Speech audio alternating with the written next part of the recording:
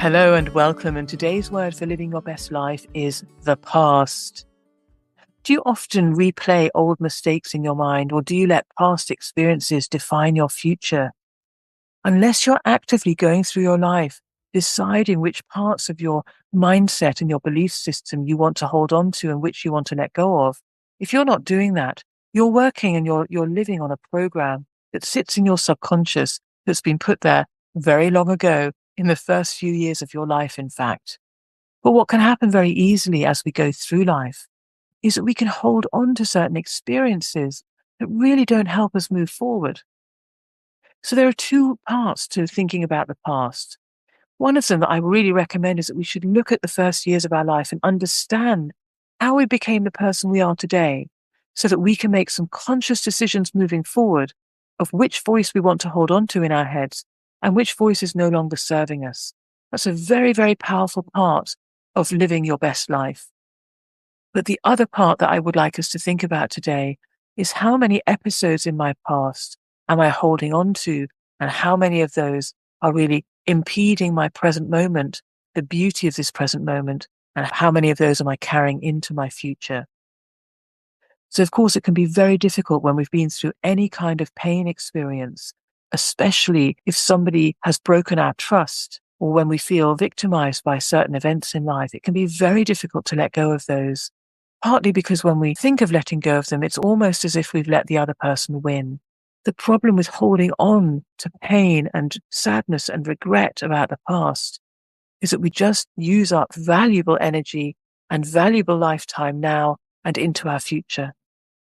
So our past can really be our greatest teacher, or it can be our biggest trap. And I really invite you today to think about how you could turn past events, no matter how difficult, into something positive, to catapult your way forward into a new mindset of empowerment and enlightenment.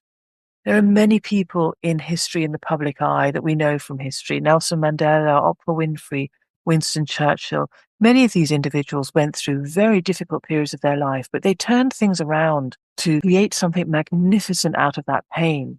They were not willing to sit in victimhood. They really wanted to create something memorable and powerful and change many people's lives. Now, studies show that people who practice self-compassion about past mistakes and letting go of some of the things that we've done that we think were wrong are much more likely to succeed in the future. And I can only really vouch for that. I've seen it so often in my coaching practice and in my own life. Now, the human brain tends to remember negative experiences more vividly than positive ones, and that's a phenomenon known as negativity bias. But we can train our brain to really start focusing much more on wonderful things in our life rather than focusing on lack. And if you're somebody that's interested in practices like NLP, there are some very simple practices that can take negative memories and turn them black and white and replace them by positive memories in full, vivid color. And so when we understand a bit more about the brain, we can really take charge of how we can best use the brain to live our best life. And in fact, there's a nice example from Thomas Edison, who was told when he was growing up that he was too stupid to learn. Had he believed that and held on to that past pain experience, we would never have the light bulbs we have today lighting up our life, would we? So 3 suggestions for today. Number 1, I'd like you to look back over time and start reframing your mistakes as lessons rather than mistakes. Ask yourself, what did that episode teach me? How can I grow from it? And from now moving forward, the minute you make a mistake in your life, which of course may well be just a perception, just in your head, but whenever you face a perceived mistake, immediately go into the mindset of, how can I grow from this? What can I learn from this? That's it. Super fast. Make it quick. Don't allow yourself too much time to go into the sadness and negative emotions around a mistake. Quickly go into, what can I learn? What can I learn? That's a skill set that we can learn to actually be able to do that. Number 2, let go of what you can't change. Release past regrets that you have no power to fix. The future's built on today, not yesterday. Remember that. And regret is an energy that will eat up our energy field now, that really isn't helping us live our best life.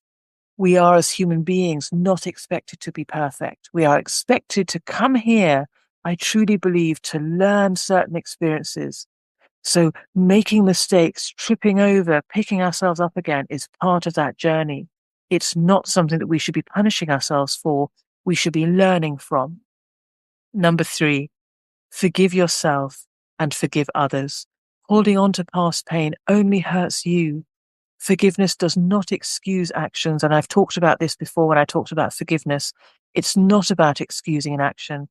It's about deciding today that from now on, I take charge and I am releasing an episode from my life to set myself free to move forward. And for anyone listening to this struggling with that area of forgiveness, especially self-forgiveness, I really encourage you to look into the Ho'oponopono method from Hawaii, which is an incredibly beautiful and gentle method of forgiveness. And we're going to end today on a quotation by Buddha. Do not dwell in the past. Do not dream of the future. Concentrate the mind on the present moment.